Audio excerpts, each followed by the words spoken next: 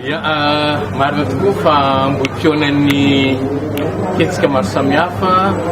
faritra Boeny indrindra amin'ity herinandro ity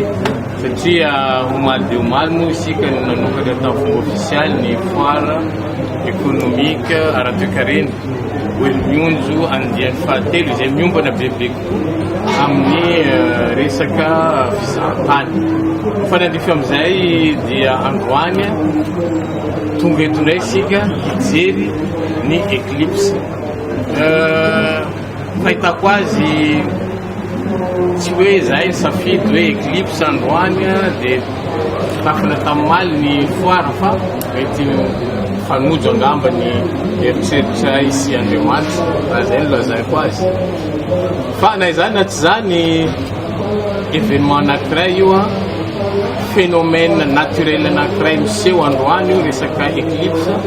izay mahasarika vahiny maro dia maro tokoa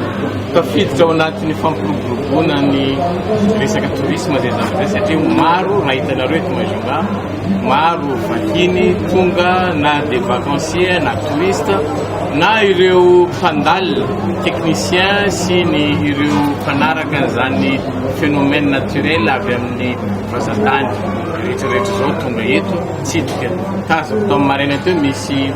japonais misy européen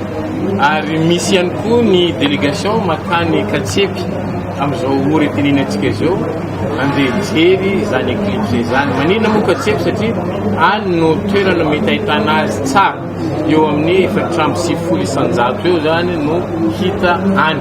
ary tsy mifaray lavitra an'izay ihany koa ny eto Mahajanga ka fotoana ahafahana mampiroborobo ny fizahan-tany. Mikasika ny fizarana solomaso dia miainga avy amin'ny instruction nomen'ny ministère en santé fanjakana foibe taty an-toerana zany hoe ireo solomaso ireo moa namidy tany amin'ny pharmacie mazava ho azy sy amin'ny toerana agréé izay tokony varotra azy tentina eo amin'ny 1500 ariary eo zany ny vidiny iray. Androany vonaheno ihany koa izay fa misy olona terem-panahy tsara sitrako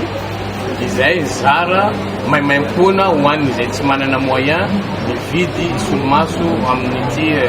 fijerevana ny